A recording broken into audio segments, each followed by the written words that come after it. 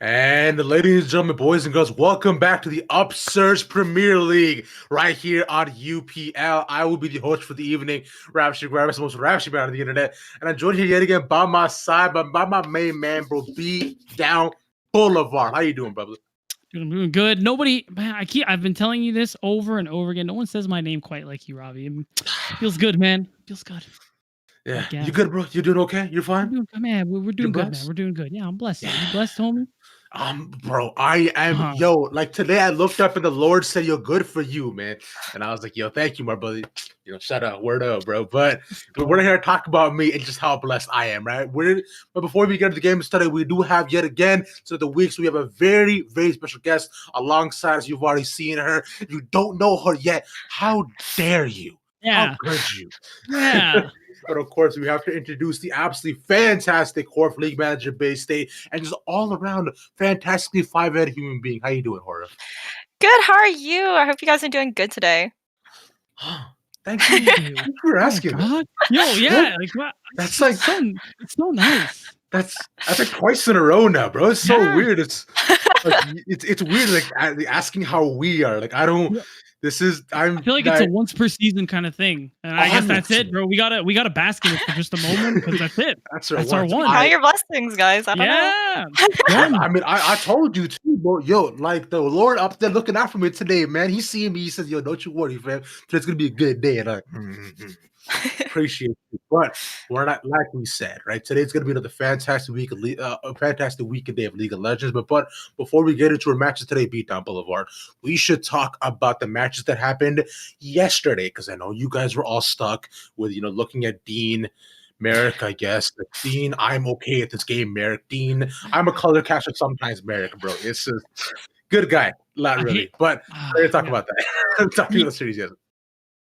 Yeah, I hate to be that guy, but you can't make fun of Dean's league play, and you know exactly why. But we're gonna move on from that real quick.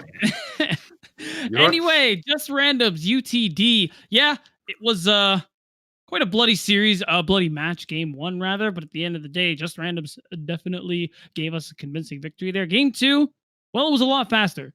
That's all I'm going to say about that. I think just random show they're definitely a team to be a force, rather, to be reckoned with so far here in the UPL, especially because they didn't play here in this tournament for a split. And now that they're back, they seem to be as good as they were back in fall. They made it quite far in the previous split as well. So they come back to possibly reclaim their crown, Beatdown. But looking over on the other end, right? Let's move on to the series that we have here today, which is Maryville going up against Scouting4ProScene. So one team, a collegiate powerhouse, and on the other end, a team not shying away at all from what they want to do. It's understandable, my brother. Go ahead and get your bag, kings and queens. Make sure you don't hide anything about what you're out to do, right? But B, let's go talk a little about Maryville, starting off with the roster that we have tonight. Yeah, that's right. I've been thinking of what to call the roster for the day, and Maryville's Monster is what comes to mind, because Frankenstein. They're mixing. Okay, we got Maryville Crimson, thanks to our producer Hyper, but I think my reference is funnier, so I'm going to go with that one. The thing, too, the reason I call it that is because you do got a little bit of a mismatch here of Maryville's red and black. Of course, Chippy's Wolfie and Evan RL are on the red roster, but Zoo wants to give these players some time working with each other from both rosters here. And we're going to see Kind, Jungle, and Julian coming in on the day here for Maryville as well. Okay, I mean, I am liking the competition so far between the two teams. Like, we know Maryville to be such a good team. And personally, I was curious about how this all happened. Dean gave us some theories about, maybe Zoo decided to just perhaps randomize the entire order. But I believe there's a madness to the method of Zoo, because we know he's a smart guy across the board. And plus his deep, sultry voice just takes me away every single time. Pretty good. But and then, hey, to be fair, that's not what Dean said. All right, don't disrespect Dean like that. What he actually said was Zoo flipped 5 coins, and that's how he decides who came out on the day. All right, okay. So, Horf, look, you guys over at Bay State as well, right? You all have a large roster as well coming at you, playing for your team. Do you guys also flip coins, or do you have like an actual method to how you go, how you decide who you plays that week? I'm assuming it's much more organized. It is Bay State. We have two teams.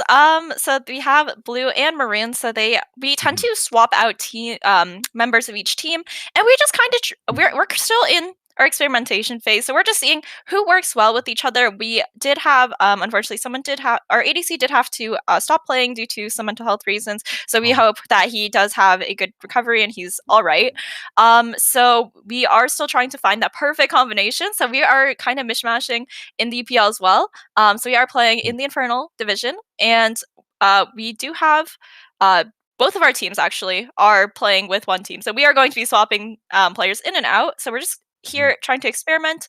I respect Maryville for they are going at it with the coin flip. So I hope they also find their ideal roster with that strategy as well. So talk a bit more about that too, right? Because especially being a team manager, understandably you have to deal with a lot of player personalities day in and day out, right? And going through roster changes, how do you work together to actually mesh those personalities and make sure by the end of it you have this core thing called a team? Yeah, it's so important when making a team. I think we just have to step back and just think of each person as an individual and think about what their goals are when they're laning, when they're playing, like how they play, what their main objectives are in each game. So we just like to look at each player and just think about like, okay, so this player plays really, really aggressively. So we don't want to put them with a more passive, for example, jungler or ADC. So we want to be able to make sure that players complement each other when they go into their teams. So we are trying to experiment with matches, but if we know that some players just aren't going to match because of their play style, we aren't going to put them together. Like we will we kind of have like a spreadsheet just like thinking about who works well with each other. So I think it's just a lot of experimentation in that aspect. Now, Beaton, I don't know about you, but I'm personally a big fan of spreadsheets and having teams that work together. How about you, man? Are you experienced at all with putting numbers on a chart and seeing what happens? I mean, I'm definitely experienced. Many of the education institutions that I've gone through over the years have made me do so, and I'll tell you, I did not enjoy any second of that at all. Well, you heard it here first, here, folks. Beatdown Boulevard hates Microsoft Excel. Microsoft, He sure does. He's there. He will make a spreadsheet his entire life. A tragedy and a loss to, I'm sure, to the customer base of Microsoft. But I'm sure we'll move on, right? But on the other end, let's look a bit at Scouting4ProScene, right? These guys have a bit of the roster coming in from Dawn as well. Including Pathing, who is a fantastic player. So, B, what are you thinking and expecting out of them as these players going into tonight? Yeah, it's really interesting to see them playing here on Scouting for Pro Team as well. I believe it's also the support who also plays for Bay State. And Pathing is definitely someone we've seen quite a bit here on Upsurge when he plays for Dawn. And I think he's pretty good, honestly. I especially like that. I believe he is the one who does have a pretty solid Kindred as well. And that's something that you don't see a lot of junglers really bring out lately on the last couple of patches here, but I actually think it's a pretty strong jungle, and honestly a nice little pocket pick you could bring out if the situation is right. If all the seeds have been sown, the stars align. It's not like that much of a pocket pick, but my point is it's nice to have.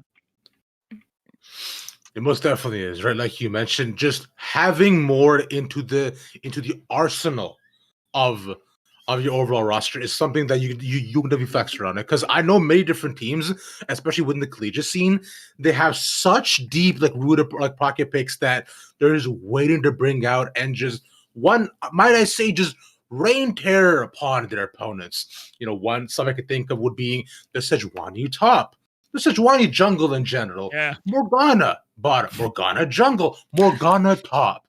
It's absolutely ridiculous. And we also know the support as well, from Scouting4ProScene likes to play the off-meta Enchanter supports, right, which we don't see very, very often. So we're probably going to see a lot of Moonstones in this game beat down, so I want you to get your bucket ready, because I know just how much you're about to possibly just hurl and curl inside. It is. And I make no mistake, this is pure unadulterated bias. Obviously, Moonstone is good if you're playing an Enchanter. Just build it. It makes sense, but I'm not going to like it. I'll talk about it, but I won't appreciate it. That's right. Exactly. Exactly. So, but now, Horif, coming to you on this, right? considering, new players are done to these two guys haven't played together for quite some time, moving over all the way into a brand new roster and having to integrate into them. Tell me a bit about your experience of bringing in new players and trying to get all 5 members onto the same vision, especially when it's a brand new season, right? So again, dealing with a lot here. So talk to me about that.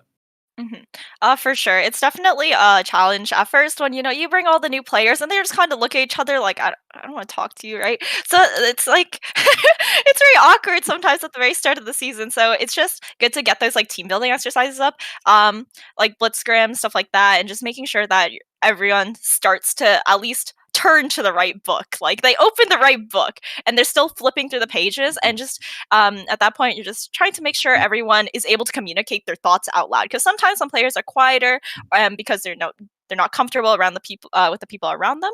So it's nice to get everyone kind of just talking to each other at first. So I think it's just getting that conversation, just making sure they start to be friendly with each other. So what you're telling me is that you play icebreakers with them. Okay. All right. If it works, it works. I want to know. Okay, so what's your go-to icebreaker with these players, bro? What are y'all playing? Like, are y'all playing 2 truths and a liar? What's up? Yeah, we always love some Jackbox, Hey. Definitely. Okay. Respects on that, bro. I mean, I don't know about you. I'm personally a big fan of Jackbox as well. Beta. I don't know about you, man, because you and I have played Jackbox together. I think once, worked out. I think not too great, but we'll leave this for you for another time, right? As I believe we'll be heading into a very, very short break, and when we come back, we should have game number 1 for you all. Please Scouting4ProScene and Maryville. Actually, wait. Before we go.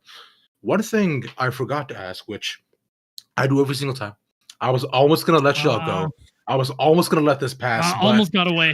Before we throw it to break, before I have to leave y'all in suspense. So I want to hear y'all's numbers. I want to hear who you have going into tonight in terms of the matchup beat. Who is it going to be? Is it going to be a 4-0, 19-0, or 27-0? Notice the trend here. Horif, I'll start off with you. Who are you thinking and why? I'm thinking a 2-1 for Maryville. I have hope for that one game. We're gonna see Dawn, or they were Dawn. We're gonna see them put up a fight here, and I'm excited to see what they can bring up against this against Maryville, which is such a powerful team. Okay, respects. Beta, who you thinking? I'm thinking Maryville, but as the audience probably sees me gesturing to the camera, 2-0, because I'm sure this is not the first time Maryville's done this with the roster. I'm sure they're actually pretty confident working together, even when they do mix things up. Pretty sure Maryville will take this pretty easy. Perfect. And Beat Man, for the first time, like, I let you go first because start the brand new season. Every week. I felt a little bit nice. Like, I felt like giving you an advantage, and for me as well, it'll be 2-0, like 2, honestly, bro. It's like Maryville, I know, like, they did have a bit of hiccup yesterday. I believe they actually did fall to wildcard developmental, but I'm sure they can bounce back, right? They're a fantastic team, and I know a lot of staff behind them as well. So with that all being said, I believe we won't have to throw it to a break anymore. Stall tactics succeeded. So let's throw it over to our casters, Rebel Fox and Travis, here for tonight. Let's get it. Hello, ladies and gentlemen. Welcome to the UPL. As always, you got your boy here, Travesty, joined here by the ever so delightful and seductive Rebel Fox. How are you doing? You're gonna come out here in a t-shirt on broadcast and call me the sensual one? Is that where we're going with this now, Travis? Listen, I'm wearing my extra baggy white tee right now. I could have wore the extra, 2 sizes too small, but I'm not trying to flex like that. All right. Like some strip predictions with our desk, where it's like every time Beatdown gets something right, everybody's got to take something off, and we just play with Ravish because I think Ravish is the only one I'd want to play with. Okay, yeah, fair. I love Ravish. That threw a wrench into everything, but man, oh man, we have an exciting matchup here for us here today, and honestly, Rebel, I'm really excited. The second I found out who we were casting, I was like, "Oh, this is going to be a juicy one." It should be absolutely fantastic. We're seeing Maryville come out for the first time in competitive in UPL for the last couple of splits after, they'd taken a departure from Proving Grounds, didn't get to continue. Now testing around with a couple of other different rosters and, preparing or scouting for Pro Scene. They've got some interesting players, X-Dawn Esports, a lot of people that had some very good performances last week, had a phenomenal set of games up against Striking Vipers, who was a team who also was returning from UPL in the previous split, and they had themselves off on a very high running start coming out with the Swift 2-0. Yeah, looks fantastic for them. See what exactly the combinations are going to be here between these two teams here, man. Maryville University and Scouting4ProScene. I love it. By the way, I love the name Scouting4ProScene. Whenever I get to see names like that, I'm like, all right, yeah, I get down with that. But it's going to be fun. I'm excited to see what the draft holds for us. We've had a little bit more time. I'm going to bring it up here yet again, Rebel. I brought it up last week and you brought up a very valuable point of, maybe teams haven't practiced it. York.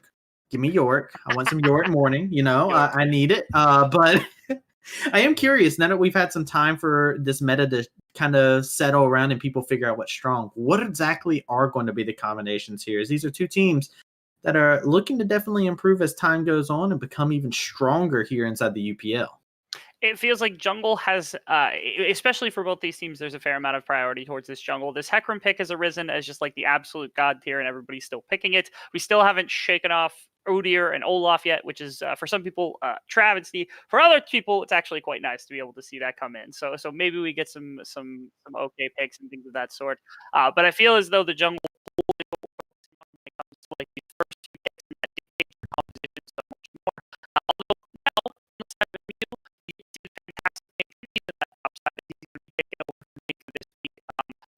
We postulate a little bit, at least just postulated before the game and during the pre-shoot basketball, like, okay, I told them it was 50-50 coin flip on the side. So part of it is experimenting for summer and some of the future things. Part of it is also, okay, if Joel or Dika, as you guys know him, or my apologies, not Dika, Spearmax, if you guys know him, or Dika, or anybody else would want to. Need time for school, of course, we're rounding up the semester. They got 10 players to play with, so it isn't always necessarily just a skill thing, it's just a rosters. Sometimes just players need time to do other things.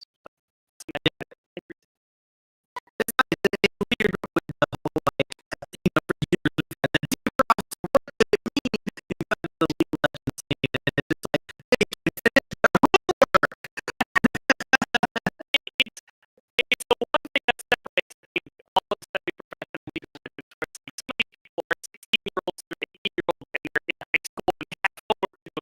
They're college students and they have college like homework and things and projects to do. You have to remember that these are actual people with things behind the scenes, which is why it's fantastic to have 10 players relatively available from your roster.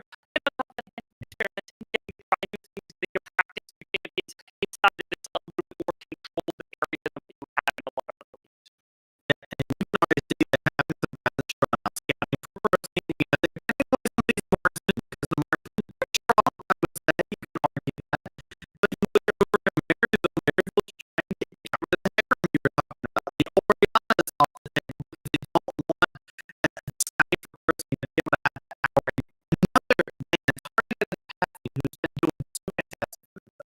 Yeah, I think as of last week, I'm actually wasn't really taking the leader. Olaf was going more for Hecarim, the Lilia, things of that sort. So that can't be holding himself and Maryville is just scouting from Zoom and of course the teach pick that everybody knows about so well. We're not pairing very well in both the competitions, I think, also for differential. And scouting for protein, actually, I think what they're doing with these picks is number one, taking away a lot of picks for Maryville and Wolfie's acceptance to start in line. But also, they might be sitting themselves for taking Morana, which they used in Greater Club last week. They rotated around the map. Phoenix and stuff like that because the crux of this team, that bot lane is ridiculously strong in terms of how talented they are. And when you played it last week for the side of Scouting for Pro Scene, they took their bot lane, they hammered it home, and then they moved it. And then they took power, and they did exactly what Caitlyn needs to do. We are seeing the first pick from the side of America, so we will see kind of who in that front. So it's not easy. It's going to be Scouting4ProScene. That's a good question. You may respond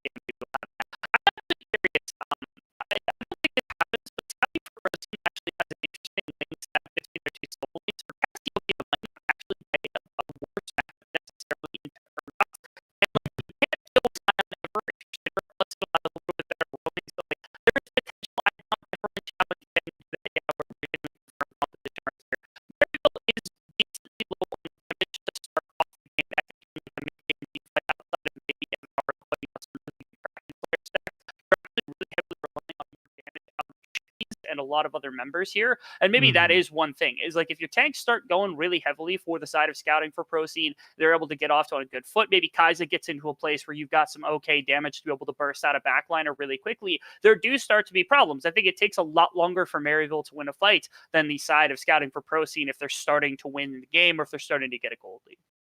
Yeah, I think that's probably the biggest thing to look at too. Is like these are two sides of a coin, right? Where you look at one side and you say, "Oh, what happens if the tank gets yeeted into Urgot's belly, or Syndra, scatters the weak, and Kaisa finds out that the knees are weak and the palms are sweaty? What happens when that happens?" But then you flip the coin; it flips onto the opposite end there. And Scouting for ProScene, they have this composition where now all of a sudden you're looking at Maryville and like, "But what if we can't kill?" That's it. What if we don't kill the Scion, the Volibear, even the Thresh adds a layer of safety too for the Kaisa, which is something that you and me both were like, "Oh, wait, hold on, Thresh got through pick and ban." This Thresh actually gives like, "Hey, yeah, Kaisa, you can go in. Just remember to click my lantern when you do." And they actually have this very interesting dynamic in their team. Yeah, this game I think also eventually comes down to like who can actually kill the other damage first, because Senna and Kaisa will both eventually be just kind of the primary focus for their two teams individually. And Cassiopeia will also join those ranks, especially at 3 items beyond that or something along those lines. But the game does become very heavily about carries far more than it becomes about tanks as we get into late game category. And I think at that point, if we get into like 4 or 5 item territory, all of a sudden with a Kaisa and you've got a Cassiopeia, and you've still got 2 massive front lines with the Thresh, you have the ability to play front to back very well on the side of Scouting for ProScene. I'm not saying there's a timer necessarily for Maryville, but I will say that there is going to... Oh, goodness me. Oh, wait, who is it that loves this? I know somebody who loves this. You know somebody who loves this. Do you know what this is? This Grasp of the Undying it's called Boss, baby! It was you. I thought it was you that had that loved this. Yeah, so we're going to be seeing that build come out from Evan RL. It's your favorite, man. It's exactly what you wanted to see. I mean, look, this is going to be Raid Boss Senna, man. It's gonna have that frozen fist. There's going to be slows on top of slows that are going to be coming in here. The damage is actually not the worst in the game, but this is going to be one thick Senna. You thought that she was thick enough. Well, let me tell you, she only gets thicker from here.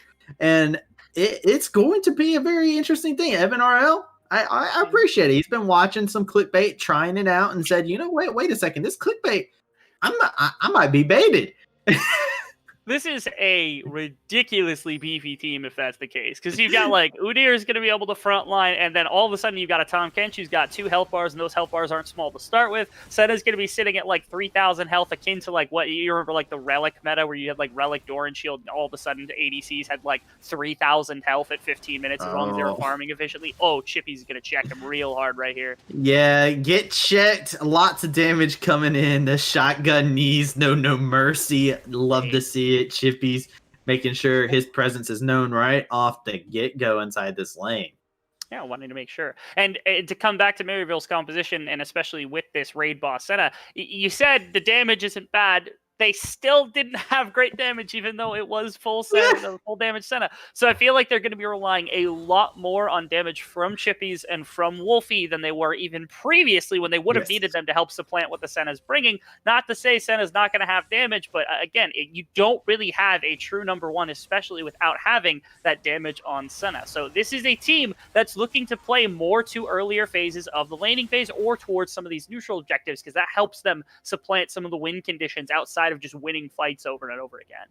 I 100% agree with you on that, man. This is actually going to be very interesting to see how the makeup of this composition is going to work out. And, we were talking at the very beginning about the junglers here. I'm even more so interested in a Pathing and Khan jungle here because a lot is going to be relying on them. And I do want to bring up the fact that a Pathing is running the press the attack Volibear. This isn't like a Predator Volibear or anything like that.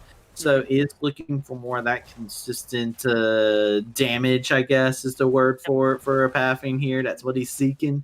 Will he find it? The world may never know, but it will be interesting to see how these two junglers play this out. Yeah, so the press the attack is better for two things. Number one, it's really good for dueling, and number two, it's fantastic late game when you have the ability to access it into compositions without much range. I mean, you're looking at like Urgot's going to be operating from decently low range. You got melee. Okay, wait, we're starting real early. Yeah, they're looking to go really early onto this. The flash is forced as the miasma was just off to the side. Kind Jungle going to be able to get out alive. Only barely is that miasma off. I don't know if they were able to catch a pathing somewhere within that thing, but they were able to set up a dive with Kind Jungle as he cleared bot to top, and now a pathing stepping in. Wolfie also looking to punish Differential, and his access to lane only finds the 1Q.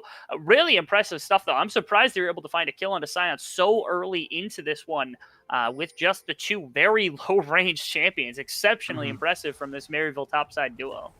Yeah, and that's exactly what we were talking about, man, at the very beginning. You know, Kind Jungle, he is a player who is going to be looking for those kind of plays, and he's playing this Udyr, immediately routes to top lane, and you were talking about how important this Urgot's going to be. Well, Maryville, they know it.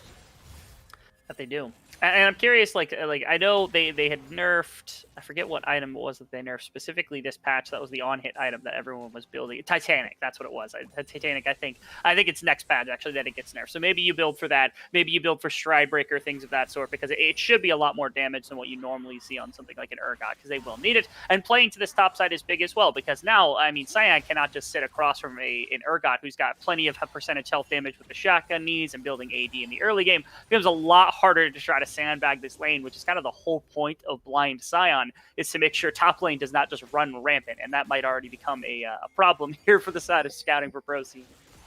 Yeah, and we've known Chippies, he's very aggressive to begin with. You give him a lead, and you will make the most out of it. So, very scary champion, but also the player piloting it is very terrifying with this. He's waiting out Scuttle.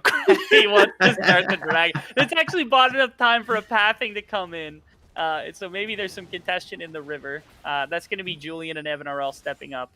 Evan RL actually didn't play last week either. It was actually Nuclear who was playing last week, who had some really good games as well. So if that's any indication, again, it's not necessarily that these players are doing it based on performance exclusively. There are other factors that are going to be playing in. And despite the fact that control of bottom side was regained by a pathing, because that Scuttle Crab vision had been up long enough to stall out Kind Jungle, they have pressure on top or in bot lane. Phoenix and Suffix end up taking it back, and that allows them to take this first dragon of the game. Also responseless on the other side. It just allows this free back timing for Phoenix and Suffix. And beautiful to be able to see here as you see Convey just trying to get whatever farm he can whenever Chippies leaves the lane here, as Suffix gives a differential a way to get on back and takes a fancy route, the Lantern Express, if you will. Yeah, okay, so a lot of things right here made a lot of sense to me when it's like, okay, you had Phoenix and Suffix take it back and you traded it for a dragon. There wasn't much you could do about it anyway. I think it's really hard to try to contest that after priorities given to Kind Jungle. And then you had Differential. He shoves out mid lane, gets a free back timer, gets to come back to lane against the Syndra, where it might not be the easiest laning phase, and continue to scale up.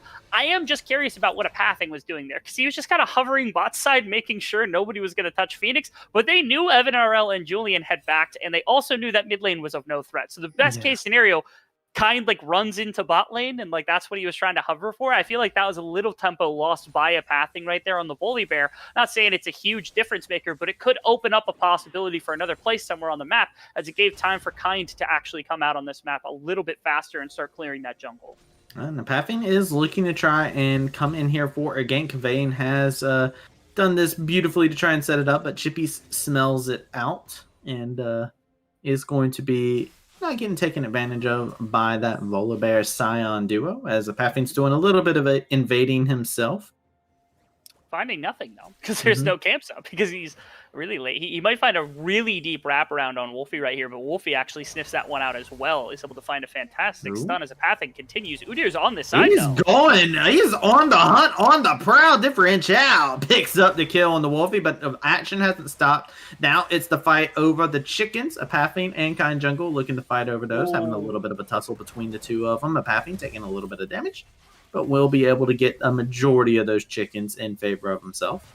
Yeah, a few things right there. First off, Wolfie had flash, did not burn it. I think thought he was going to get out. Maybe that's why Kind didn't come over immediately also. And Kind right there also did not auto attack. I think he could have gotten at least 3 of those small chickens if he had just pressed the auto attack. Now goes for the counter invade because he knows his bot side has priority. Should be perfectly fine to either go for blue or look for a dive. Suffet's taking a good amount of damage here. The TP has been used. Suffet is going to find himself going down. Phoenix used a beautiful use of the killer instinct to get out of harm's way, but there is 4 members over here. Chippies has taken quite a few tower shots. It's going to have to watch out. It's going to be the bear dropping in on from above, but not going to be enough damage to come on through, and it will be just 1 kill gained from that tower dive.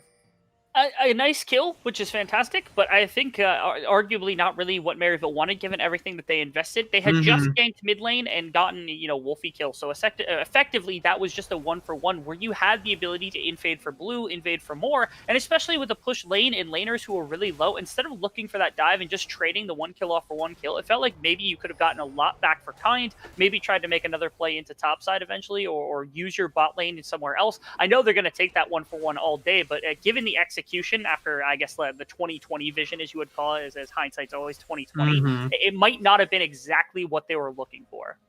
Yeah, I don't think it was, right? Like, it was a lot of things that happened there that just didn't play out the way that Maryville wanted. Yeah, they got a kill, but they had to use a lot of sums, a lot of resources will be used. Maryville, I'm curious, with all those resources used, you do have Dragon coming up in about a minute. What's in there running through their head right now is we do see Kind Jungle over here towards his top side area.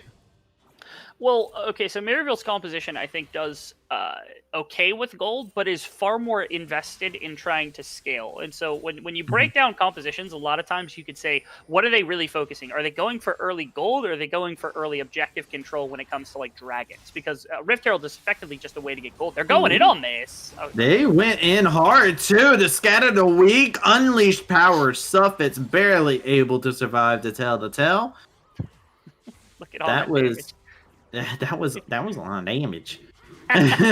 Wolfie almost killed the support as a level 8 mid laner with his ultimate. That's the only time you ever hear Rebel Fod say that Cinder did a lot of damage. It was also a little bit of sarcasm on my part. Sorry, I didn't roll on thick enough right there. But if it were me and I had a 4-ball ultimate with electrocute with 3 people attacking 1 support and an ultimate by Cinder gets dropped, I'd want that support to die, especially if Suffix doesn't burn flash or doesn't have exhaust or anything like that. No heal was burnt in that exchange. It was just the Cinder ultimate seriously not doing enough damage, and you wonder why I don't like this champion. Listen, I don't wonder. You tell me every single time. Every single broadcast. Conveying, looking to try and convey some feelings over here. Is a lot of damage coming in. Conveying, you're going to regret engaging onto that. But Chippies does not have any mana, so is not going to be able to continue forward. And Conveying just looking to push out this wave. But Pappy just sitting here menacingly. They're attacking. Look at this open. They're on a ward right now, so they're going to counterplay. There is an outnumber here on bottom side. Wolfie does have TP ready for maybe the play. Here we go. Pappy's taking a huge amount of damage here. They do get the flay here, but the Tom Kench consumes Evan RL and puts them back into range. The tower falls in the backside. Cassia finds 1 kill. Is looking to sink their fangs into another. The Petrifying Gaze is not going to be able to hit anybody eye to eye, and it will just be 1 kill secured at a trade of a tower, while Conveying picks up the kill onto the Urgot. Stopped this TP, and Conveying showed him what's what. Yeah, again, Chippies didn't have TP for that, and I think did not have the mana bar still. So, Chippies comes in with an E, and you can't actually take the fight afterwards because you've got nothing left in the tank after they burnt that. That was surprising from, Scouting for ProScene because they were on wards most of the time. That was relatively transparent as to what they were doing. I think MU knew the whole time, but they thought, okay, maybe we can get out of this situation without losing one. We're still going to get first tower off. We're still shoving in waves in mid lane, denying, gold away from the Cassiopeia. Potentially this is worth, but I think 3 kills off the board and the loss of the scaling that they wanted from those dragons, I think they lost far more than they would have bargained for right there. Scouting for ProScene somehow get away with what effectively is murder right there. Yeah, call Papa Roach. He's got a song to sing. It is honestly been that was just a very interesting series of events here. And now the next question is Maryville. Kind of looked a little bit like you said. They see a telegraphed play, very transparent. It's not even telegraphed. You could see it from a mile away. And they don't react. They may have had some overconfidence, something like that going. be curious to see how that plays because Cassio has 2 kills. Has a Leandri's completed here. Yeah. Not the Ludens, which both of us really want because they literally changed Ludens for Cassiopeia. Like, it's better on Dot Mage. Just please start building it. But I guess with all this beefy front line, I'm far more likely to appreciate the Leandries in this one. So Differential, you get by on this one. Yes. Gotta steer it, gotta make sure it's taken care of. That's what Cassio's doing here, And I am curious, man. We got a 3K differential in favor of Maryville here, even though the kills are, slightly in favor, but that's tower and all this other stuff. Look at the gold and where exactly it is for these two. It's in that support matchup where we got that fasting Senna boosting up that Tom Kinch. Yeah, it's been it's difficult, I think, for the Thresh and the Kai'Sa to find a bunch of aggression into Evan RL when he's going for some of these stacks of pathing, looking for something, but they're not going to find. Evan RL, over aggressive here. Looks to get in a couple shots. Kind Jungle's here to back them up, though. The damage comes through, lots of it being laid out into Suffix and a pathing, but they leave Phoenix out to dry. And that will be a kill being secured by Maryville. It was just a bait all along. Kind Jungle is not had enough of it just yet. It's going to flash on forward, lay out the damage, click the lantern, but there is just a Phoenix there to slap you in the face. A Pathic goes down. And again, Scouting4ProScene goes for this fight a little bit off of where they probably should be because like their wave was getting shoved in top lane. They had no business kind of contesting that, but they see 2 members. They're like, okay, we hit a hook on Cinder. We're able to get something Wolfie looking for differential. That's a layup if I've ever seen one. I don't even... The one use for Syndra not being able to kill somebody is the setup for Ergon Ultimate to kill somebody. Setup for the execute. I love it. That's what it's for. You can't kill anyone with Syndra, you do with Ergon instead. Okay, there it is. It's not a killing tool by itself, right? It's like they're slicing the tires and letting the car do the rest of the work for them. And look at this is just beautiful coordination there. Yeah, phenomenal. Chippy's completely out of vision. They knew that he was probably moving, which is why Cassiopeia was dipping into Fog of War right there. Chased down by Wolfie. The longer range on Syndra makes it difficult, especially if that stun is hit to try to respond. Otherwise, Differential, if you don't get hit by the stun, you get by the slow instead. You could throw ultimate and try to have some counterplay into Syndra, but right there, not a great example of what counterplay is going to look like. As MU, they had a couple of tough plays. Again, I still don't think that dragon play was very in their favor, even with the first dragon or with the first tower being brought down, but they shift their bot lane into top side as there's no way for Kai'Sa to actually respond in that lane. They just get free push all the time. They give up 4 kills across the map on the side of S4PS. We're taking a voyage here as it's getting jumped onto. Julian just being an aggressive pain here on this Tom Kinch death sentence, not going to be able to connect.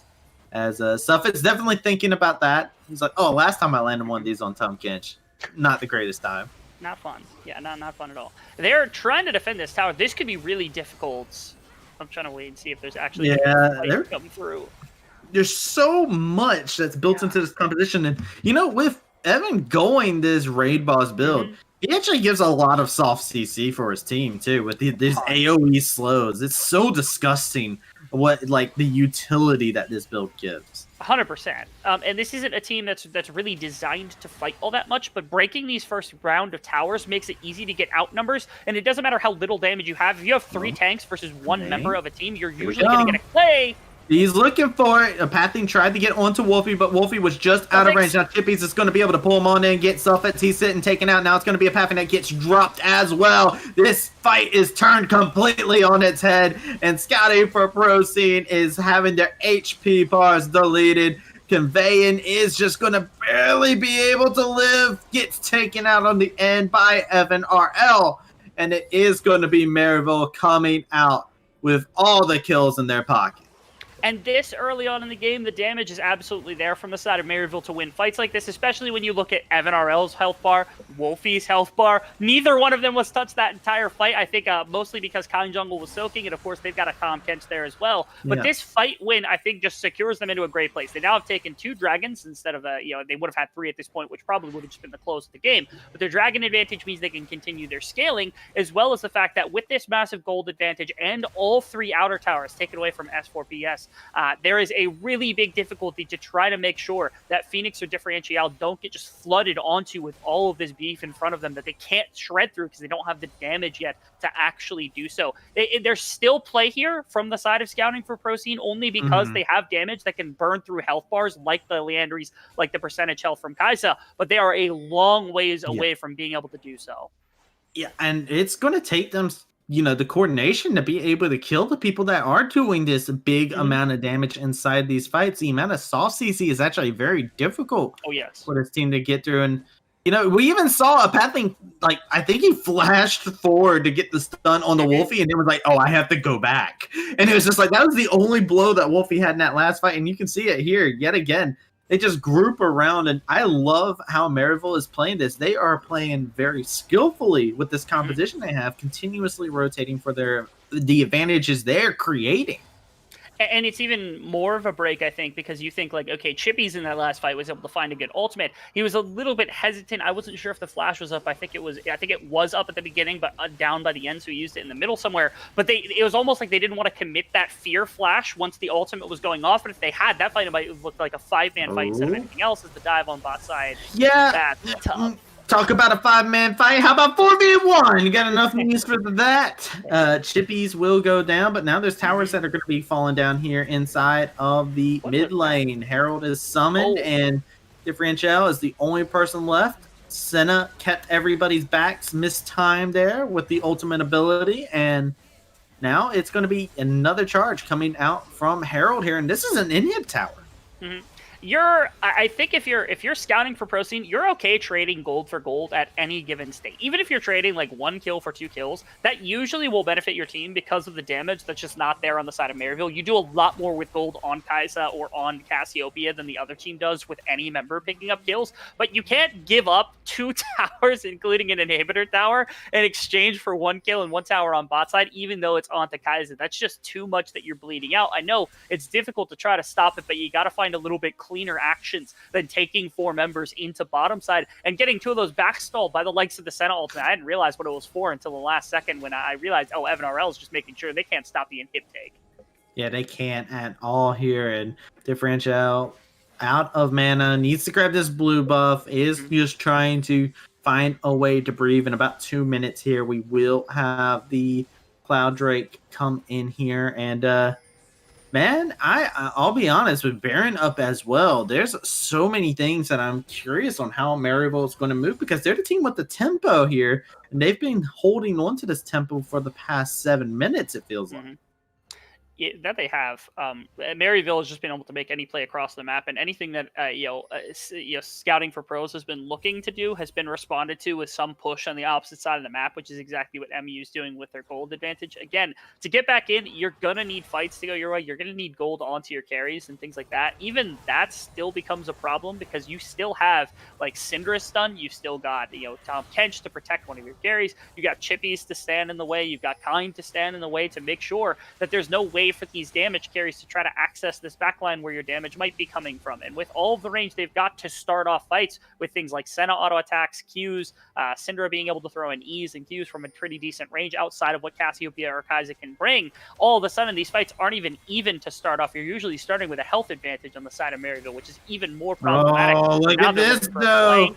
They're looking for this. This is a flank coming from so many different angles. Maryville looking to play 5-dimensional chess with him. Chippies is over here into the bad side, but he's going to find himself getting caught out. Scouting for ProScene, going to be able to get the CC. So it's having to flash over the wall, but it's going to be immediately responded by the Devourer coming on through. Chippies is on the hunting path for a pathing here, but the Lantern will be able to guide him to safety. Chippies still looking for a possible re-engagement here on the side. Miasma used to stop the rest of the team from Maryville. Good chunk of damage getting laid out.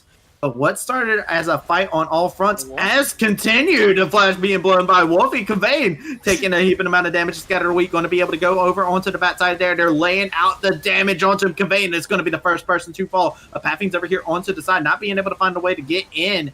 And it's just going to be Cavane finding himself losing his life for his team there. 1 or 2,000 gold, I think this fight looks way different. Actually, this is probably not done as, yeah, they are just completely cut off from the rest of their base. They'd be lucky to get even 2 members out of this one. Suffet's gone. It's a Pathing also looking to be gone. Will barely be able to survive here, but this is just going to be Maryville collapsing onto this Drake here. And just Maryville really just running things right now. Scouting4ProScene trying to figure out a way to gather themselves. It's funny because like the engage button for Maryville is for the most part just finding a stun with one of 2 members, either Kind Jungle running in or Wolfie finding a stun from a decent distance. And because there's a good amount of protective tools, even with all these teleport flanks, it still wasn't the most definitively winning fight from Maryville, as they kind of got split a few times, ended up they turned around. The 1 or 2 kills that they picked up against the side of Scouting4ProScene isn't the biggest deal. However, again, the gold gap is still here for the side of Maryville, and they pick up the 3rd Drake of the game, which is where Fear starts to come in, as now these ultimates start to stay on low cooldown. Chippy's ultimate being as low as it is, the ability of Tahm Kench to move around in some of these fights, attack these side lanes if you're trying to pick up gold on somebody, that's an absolute no-no now. And even Wolfie's ultimate to set up some of Chippy's ultimates is going to be huge as well, as now this pressure can start to kind of cascade into the jungle, into the vision. If they're able to break top inner tower here from the side of FRS. He's in a bad spot here. He's going to get tagged. He's slowed. The damage is there. Get in my belly. Chippy says he's going to find himself on a killing spree while Profits gets taken out on the side. A Pathing is nets not long for this world. Calls out to the Thunder, the Lightning, to be able to keep his life. But that is 2 members getting taken out, and this is going to be Baron. Yeah, and they had seen, I don't know if they had when the last time they had seen Conveying is, but he definitely shoved in bot lane at one point, so they were able to at least catch that coming through. The 2 picks that they were able to find on top side means, like, if a Pathing wanted to try to 50-50 ult for this, Baron, you'd still be in kind of a bad place because you have all these execution tools. Chippy still, or my apologies, Kind Jungle still had Smite, and level 13 was level 12 when that started. As now, like, MU, they just have to sit here with all this range and start to siege down this base. It was, Scouting4ProScene had a composition that could win when they got later into the game, when they got later on, but they just were not able to get there, as Maryville took the reins exceptionally early, as I think this probably dictates who's going to end up taking game number 1. Yeah, right now the tempo, there's so many things that point at Maryville to be able to come out on top, right? Like, there's just so much control that has been coming out from this squad here. And this is really what a lot of people have expected from Maryville over the different splits that we've seen them inside of the UPL. They always have been major players here, but Scouting4ProScene, they're saying don't count us out just yet. They're trying to position themselves, trying to find ways that they can claw their way in, but they've got to claw past a 10K deficit. That they do. Not to mention, look at all the CC that you've got, because now you're looking at Frostfire on the likes of the setup, Frostfire on your Tahm Kench, who already has soft CC with the Qs. You've got Senna to try to work through. You've got like Udyr to try to work through. Like even like Chippies with the Qs has soft CC to work through. I think the only person who can always access backline, or at least the 2 people, are a Pathing and of course Conveying. They're trying for a Julie. They're trying for the Tahm Kench, but you don't simply just catch out Tahm Kench. All right. He's going to find himself just fine. Kind Jungle comes in around at the speed of sound. Phoenix gets hit by the bear at Mach speed and finds the kill differential. Has to retreat. The ton doesn't catch him, but he will find the fountain. That's going to be an inhibitor, and Maryville might just look to end a game here. They probably do. They've got way too much range to work with. Differential would need to put on some very, very keen blue suede shoes and try to pull this fight out, but even that seems very unlikely. There's the last fight, though. Honey is going to try and just keep his key members alive. It's going to be Conveying going down first, followed by a Pathing. The Scattered a Weak hits 2 key members, and it's just Evan RL chasing them down. The raid boss is here, and Maryville finds themselves a victory in game number 1. Yeah, Travis, I wasn't sold on Raid Boss when you were talking to me about this just the other week, but I might be a believer now after watching Evan Earl play this one. The damage was there. It was insanely difficult to try to kill. Team fights, it was absolutely invaluable with the utility, the healing, everything else. They played around bot and the rest of their map beautifully. MU looks far different than they did just last week.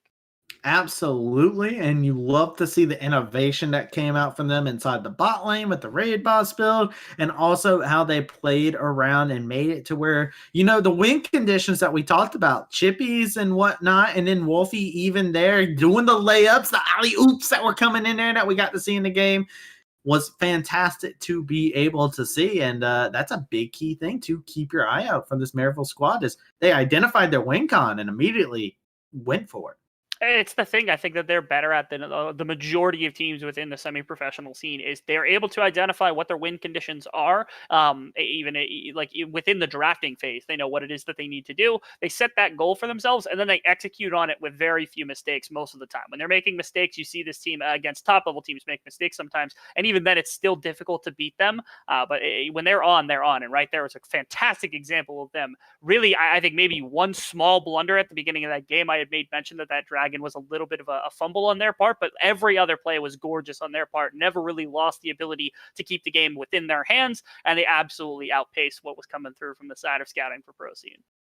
Absolutely love to see it. But you know what we love to see? We love to see we love to see more games. We love to see our beautiful analyst desk. Ravish. We love to see all of them. So, ladies and gentlemen, we're going to take ourselves a short break, prepare ourselves as we are going to see Scouting for ProScene, see if they can fire back in game number 2 and take this to the distance for this series, or if it will be Maryville coming in strong with a 2-0 Nets game. So be sure not to go anywhere, as we'll find out shortly.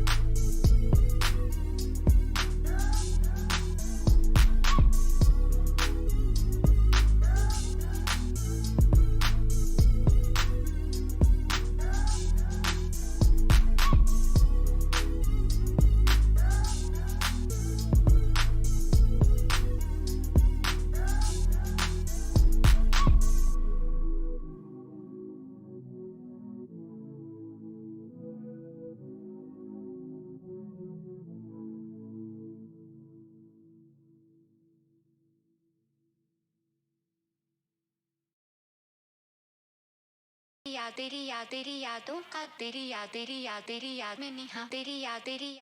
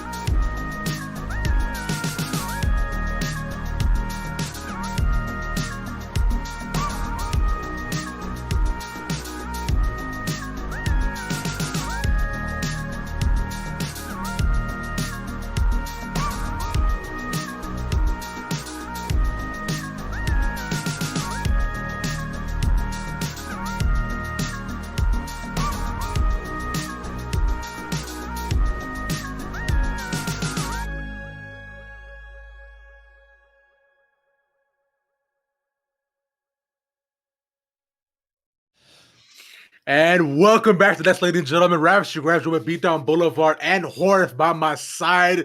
And I gotta say, like, right off the bat, it's clean games coming up from the side of Maryville, right? Although it's a mixed roster, but they played together like they were one. Beatdown.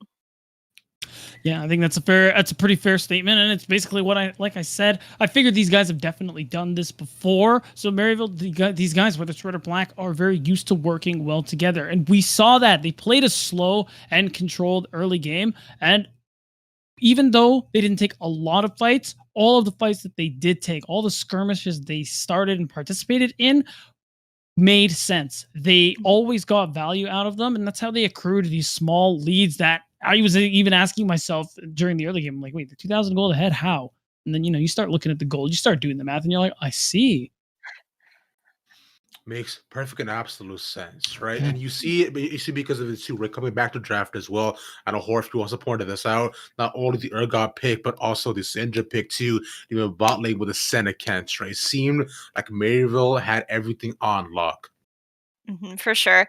I think like they just were able to pick up those small fights, the very, very small, very smart trades, and they were just able to get that really, really small snowball, and they just started to continue to roll, albeit very slowly at first. It just kept rolling and rolling and rolling, and Scouting for Pro wasn't able to, they weren't able to stop it from rolling.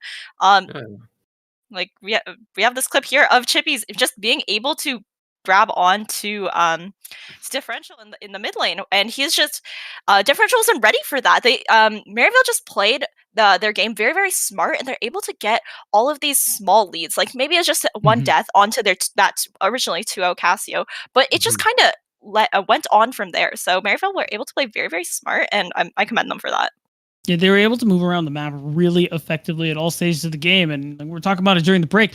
When Chippies gets a little strong on a pick like Urgot, at the end of the day now, you got to start respecting that pick quite a bit. You get the push, and of course, you can just move around the map and catch those sneaky fear beyond deaths. You can see it in this fight as well here, although...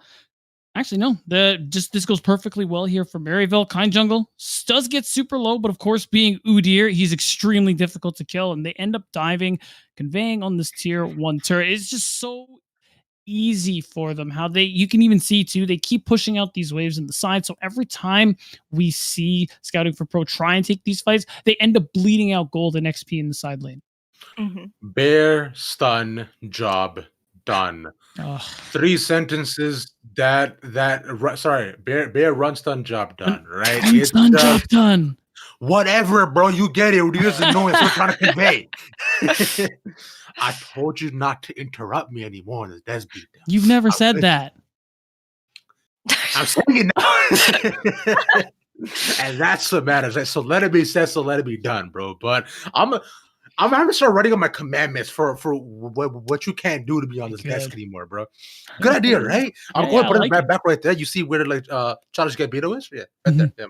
You're gonna keep him there though, right? Oh yeah, of course. Yeah. I'll make sure to get a separate whiteboard to just have them side by side. Yeah. In fact, forget Childish, bro. This is more important. What? Yeah. What? You more important, baby. It's all you. But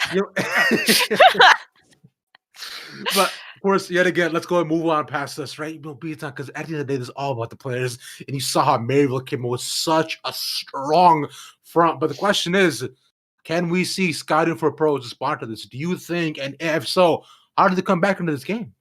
It's going to be a tough one. I think when I'm pretty sure they picked the Thresh into the Kench, which I think is a little tough because I think Horror, you were the one. Oh, never mind. They did pick it before. The point is, I think you probably, if you're on red side, especially want to try and counter pick that support, because playing into Senna Kench, we saw so very difficult, and they weren't able to actually get anything done through their bot lane. So Kaisa couldn't become the late game carry that we would normally like her to see. I think you either want to try and play through different lanes or deny the Tahm Kench away so you don't have that incredibly strong neutralizing bot lane that Maryville had game 1. Yeah, I think Scouting for ProScene, they also picked very, very late scaling champs. They have that Kaisa, they have that Cassiopeia. So I think they need to be able to pick a more they need to be able to set the pace in their games. So they need to be playing some more playmaking champions. I think it was a Volibear jungle. So maybe it like that Hecarim, maybe a Rek'Sai. If they're able to set the pace, then they might be able to pick up a game against Maryville with that. A Rek'Sai even, right? Somebody get Austin Visions. I was about to say. He just suddenly perked up here. That's speaking, which, by the way, we addressed it before. Welcome to the all-Canadian desk yet again, everybody. That's right. How OP we are, bro. Horda joining us up here in the Canada gang. At the end of the day, we all superior, right? So we had to throw that in y'all's faces. But let's go throw it back down to the lesser neighbors down north in the states of Travesty and Rebel Fox and see what they do. Let's get it.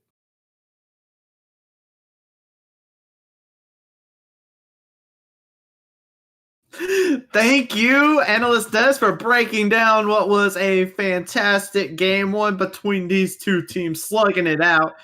Yet again, we are joined here. It's me, Travesty, and I'm also joined here with the ever still so seductive Rebel Fox. I had to match him with the sweater because he's having a vibe going on over here. It's what's up, Rebel? What's up? It sounds like you want to say something here. You're gonna call me the seductive one when I got to watch you on the OBS link changing into that sweater, fam? Like, you're gonna actually say that? This dude is not giving himself any credit for his sensuality right now. If anybody but Ravish were our desk host, you would be the hottest on the stream by far. This is just obscene. Ooh. Maybe Hyper, but I don't know. Maybe Hyper. Maybe Hyper. This is us using we're using this to kind of lobby for the Upsurge calendar that we're trying to push. the Upsurge. No. But with that being said, we are going to be going into game number 2 here, and honestly, I'm not convinced still that this is going to be just a straight up 2-0 here. Maryville had a convincing game 1, but you know what? These players that we see here from this side, they show so much individual prowess that I feel like you cannot count them out going into this game number 2. I can. I am an unbiased caster, but I will call it 2-0. That was an obscene game from the side of Maryville to be able to come out, and they're not even on red side yet, so you don't get to see any of the funky stuff that they can pull out for Chippies on top side. Okay, consider this, right? What if Chippies has Yorick in the back pocket, but he can't take it blind because he's not ready for that. He's got it blind on red side if they're on red side, which they're not, because our producer, Mr. August himself on our calendar. Oh, they are on red side. Okay, we're not getting Frank then. But yeah, I mean, here's the thing, right? Like Yorick, just too strong, man. I'm just telling you. The first pick, let's go. They can't blind it though necessarily, or maybe they're not ready to blind. Maybe the world isn't ready for blind Yorick. So if they're on red side, they could counter pick with Yorick. I will say, nobody is ready for blind Yorick. When the meta ever shifts to that point in time, every top laner is shifting. They're role swapping. They're like, get me out of top lane. I don't want to be in this role anymore. Yeah, it's like mid-season 8 where like out of nowhere, like Korea had the first game on the patch, and it's like Tarek Yi versus like Kale Shyvana mid lane with like Slade bot lane, and we're just like, I still have a picture of that on my phone from how ridiculous it was, but it doesn't matter because we're in a game 2 draft, and obviously we've switched sides, so now Maryville gets their chance to pick some of the crazier stuff if you want those counter picks here for the likes of Chippies or Wolfie, whoever it's going to be. One prediction, now on blue side, you don't have to ban out the meta stuff. Santa ban? No Raid Boss? No Kraken Slayer? No Raven RL? I am curious too, because you see the Lilia, that makes sense. But over on the side of Scouting4ProScene, they were the ones that banned Seraphine. I will say, inside of UPL games that we casted last season, we saw a lot of teams actually banning Seraphine on blue side. So I am kind of curious if we will see that trend translate from Scouting4ProScene, and maybe Maryville's like, give me the Seraphine, we're jonesing for it. They do like it, and I think Julian's more likely to play it than Shady would be, and Evan RL is honestly the only person I think I've seen play Seraphine on Maryville, so maybe not even Wolfie plays it, but this would be the draft that they could take it on red side in that R1, R2, and have it become a monstrous flex for them being able to come through. Because again, I think that both their bot laners might play it, and especially with this new revitalized Wolfie with this champion pool he's testing out to some extent, maybe he's got Seraphine in the back pocket ready to play or ready to prepare for the next Proving Grounds. Yeah, well, I have to say, man, Maryville, now they got their nets banned for themselves here. As that Seraphine taken off the table, they said, we heard you hype it up, let's shutting this concert down.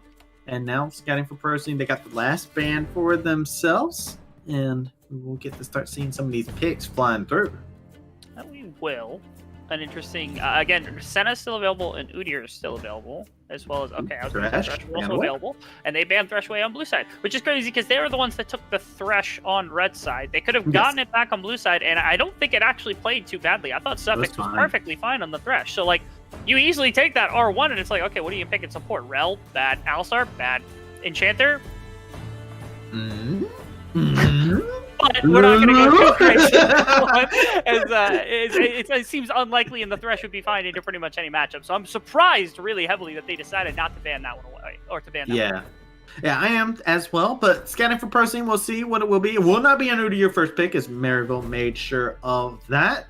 Have to see what else they have their priorities on. I would like to say, I would love to see a pathing possibly on something besides the Volibear. I want to see him on something that can get up in their face. But hey, it's time for us to get excited here. Jinx locked in. Jinx taken away.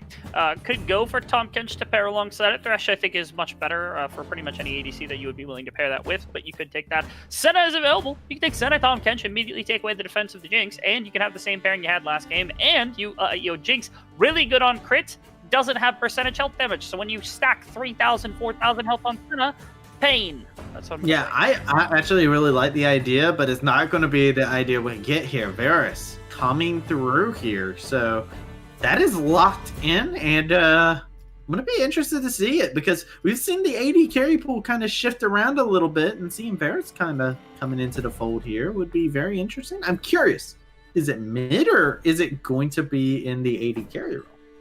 I don't think anyone plays it mid, unfortunately, which is a shame because I think there are matchups that's really good into mid. Yes. But right now, no one's at that transcendent level like you and I are on, Travis, right now. Once we become coaches in a few years after we've retired from casting, we'll be able to do so. Instead, they go for Blind Ori. This is really intriguing because this pick, I think, was pivotal to the success here of Maryville and also indicative of what Varus is going to go for. Because if you go for something like Tahm Kench, then it's like, okay, probably not going to be just like Lethality Varus, because Lethality Varus doesn't need that protection, and auto-attacking Varus will need that protection almost certainly, and we didn't get that information yet, which tells me that Maryville is not sure whether they want to play Arrow Varus into a very squishy composition from Scouting4ProScene, but if they come together with this really bulky composition that Lethality Varus can't like poke his way through, you got to play forward, and that's what they're waiting on, is to see. They got to pick a support, a jungle, or a top here, and that will give away something about how their composition's willing to play, because right now you're on teamfight. This might be the crux of it right now. Man, Volibear locked in, so it's still a flex pick.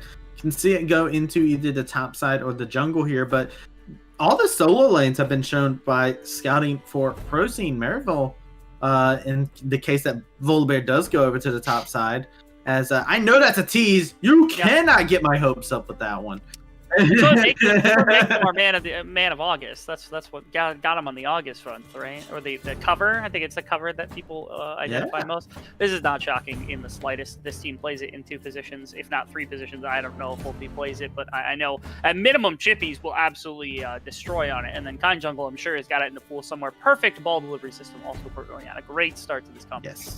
Yes, it's also like just a pocket pick for Chippies, right? I think it's fair to say we've seen him pull it out many a times inside the Proving Ground circuit and was performing very, very well on it, and probably one of the best Nocturne tops out there. So it's definitely a pocket pick that's very comfortable for Chippies. And I am going to be curious if this Volibear is going to be slotted into the top lane, or we will see a pathing played in the jungle. Probably more than likely going to see it in the jungle again. I was seeing the bans come out here, and the support pool is getting pinched.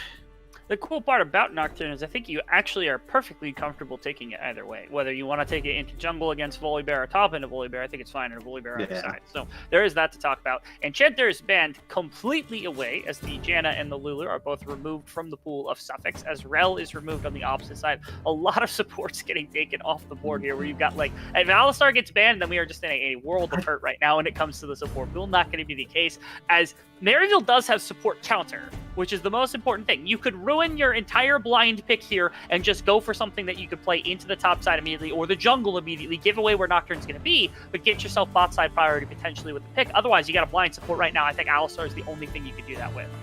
Yeah, there's a couple picks that they could go for. Alistar maybe. Olaf getting pulled here. So they do say, all right, we're just going to reveal where this Nocturne is going. This is going to be an Olaf, more than likely inside the jungle. But it's going to be curious. What does Scouting4ProScene want to do? We did, like you said, 2 different types of champions banned away from the support pool. Enchanters on one side, Engagers from the other. Scouting4ProScene, what do you put your emphasis on here? And you know what's going to come out here, as it looks like it is going to be Graves, which is intriguing to me because that says that they are willing to take the Volibear into Nocturne matchup, which isn't perfect for Volibear. That isn't really, I wouldn't call it like a counter matchup, but I think it's a bit of an uphill battle compared to anything else. And even more so, I think it speaks to their Graves tryout, because not a lot of people are playing Graves, even though it is into Olaf, which can work. And now it's going to be support Galio as the blind pick instead of something like the Alistar to try to play, again, a little strange. I feel as though these final 2 picks from S4 just are not doing it for me right now. I don't know if you can tell from my face, but I'm a little disgusted. Over on the other side, Maryville, Lots, and Braum, I fully support this. Braum's a good champion right now. Actually, I think he's actually a champion that hasn't been like terrible, but hasn't been, better than what the other key supports are. So I will say, yeah. especially with all the champions that were banned, like Braum could have been taken to R4 and you could have done something better with your top or your jungle pick maybe, but yeah. I mean, R5 counter pick Braum, we're fine with that. We like that. I like the champion, you like the champion. Champion strong, champion got buffed, champion works well with Varus. Heart is the strongest muscle. It's all strength. It's all strength here. Put all your points into strength here. Roll it out. Roll the dice. Never look back. Never think twice. Maryville going to be looking to do just that. And I'm going to be very, very interested to see exactly how they play around the map, because this is definitely a much more, yet again, Maryville take tempo, Maryville use tempo, Maryville doesn't let go of tempo kind of composition. Is very standard for them with the pieces that they have here. While Scouting4ProScene, I'm curious if this is a lot of comfort coming from them here, as this is Chippy's playing Olaf in the top lane. Hold on. Okay, that's fine too. Again, I'm pretty well versed when it comes to what Nocturne top is okay into, and I had my concerns about the Volibear matchup being as good as like Camille would be, because I know it just like hard counters Camille, and it's good into a number of other picks. Volibear might be one of these few that like it's good into things that beat other laners really badly. So like Renekton, it's good into Renekton and other things like that. So maybe that's the thought process, is like, okay, if they're willing to take the Volibear matchup into Nocturne, even if it's not necessarily a bad matchup for Nocturne, this is kind of like the all right, throw a wrench into everything, and all of a sudden now you can't take the fight up against the Olaf in an auto attack battle. You just gotta hope that you don't end up getting run down by this top laner here. Not to mention, it gives you really fast clear as well. Sorry.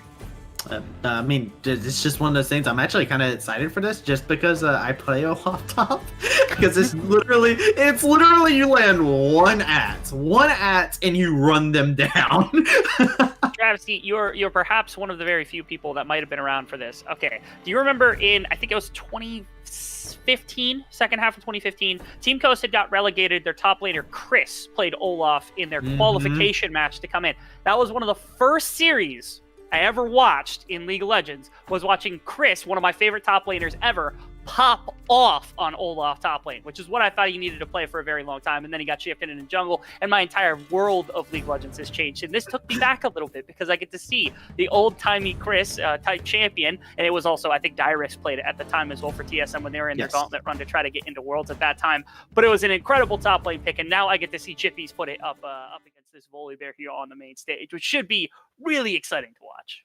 Yeah, I think it's actually really good in the Volibear too. Like it's actually really disgusting in the most tanks, which is pretty good, because his dueling potential is just too much really for a lot of them to have to deal with. And Volibear is in that category too. It's just like, okay, Olaf should technically just be able to just run down the bear.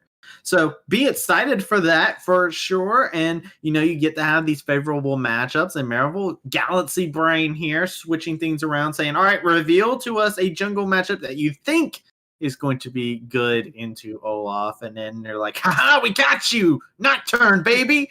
But Scouting4ProScene do have a lot of champions that, while I did make a couple faces, seeing how their draft finalized, definitely has a couple bright spots for them. They have a way to kind of dictate things and kind of control fights for themselves. So I'm going to be curious to see how that is, especially with a Jinx in your back pocket. I don't think we saw Phoenix play bad in the last game. So yeah, it's I think right now for the side of Scouting4ProScene, we have the opportunity to see them try to play a very difficult composition to manage, because they've got a kite back composition where you got like Jinx can move backwards, Graves can move backwards with the trap line and everything else that had come about, as well as like Galio can kind of defend and buy space for people to move backwards as the rest of this team continues to do the exact same. The one champion that doesn't fit that in the slightest is Volibear, unfortunately, which is like, okay, what is he going to do? Like queue backwards into people who have already bypassed him?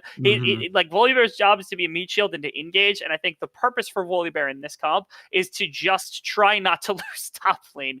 It also gives a dive potential, where like if you TP bot, throw your ultimate in, now all of a sudden you got dive potential. You have some early game skirmishing potential and decent team fighting in certain circumstances. Like there's a lot of things the Volibear does team fight in this composition is probably not one of them, which is why, like, if this game goes later, I think that Victor and Jinx might have to work through all of this, like, kind of frontline that they get. And now it's just a question of, okay, does Holy Bear actually become the frontliner they want him to, given the counterpick that Chippies has opted himself into?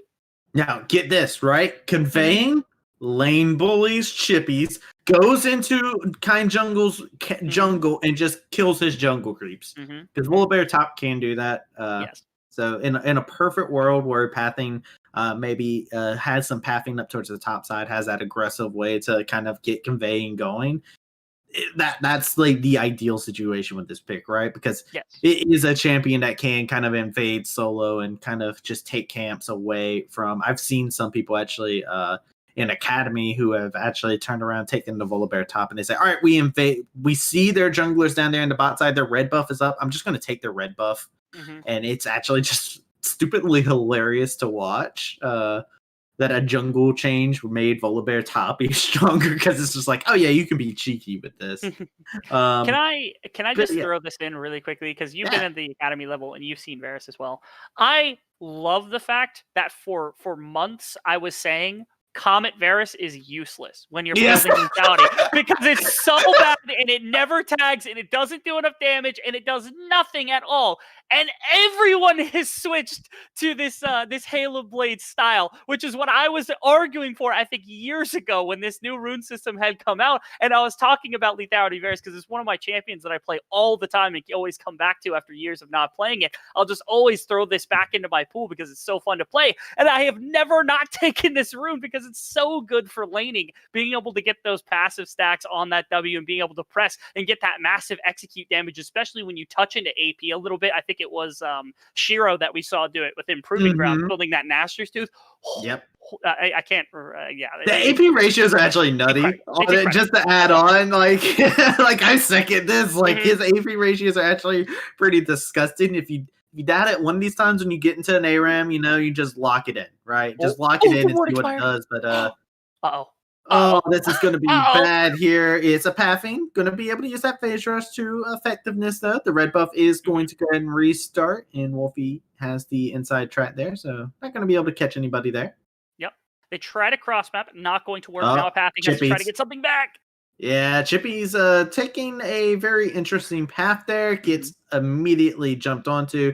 And Chippy's is looking to just stop a pathing from doing anything he wants to do here. Chippy's is ready to duel. He's ready to throw down axes. He's going to continue chucking them. He's out of mana. And that's going to be the end of that.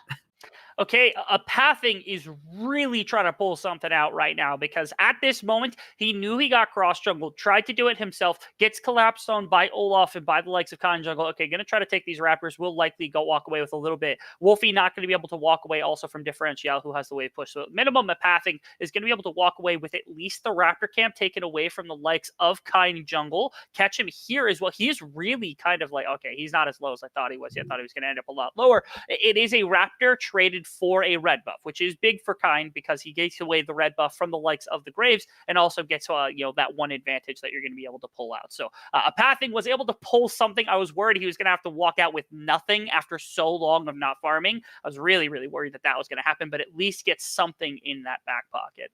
By the way, I'm not sure what Chippy's oh wait, hold on, the action's happening down here in the bot lane. Evan is just shooting out some arrows. Honey and Suffits here. Julian is a little bit low, but he does have Kind Jungle here in the side here. Could be an interesting scenario.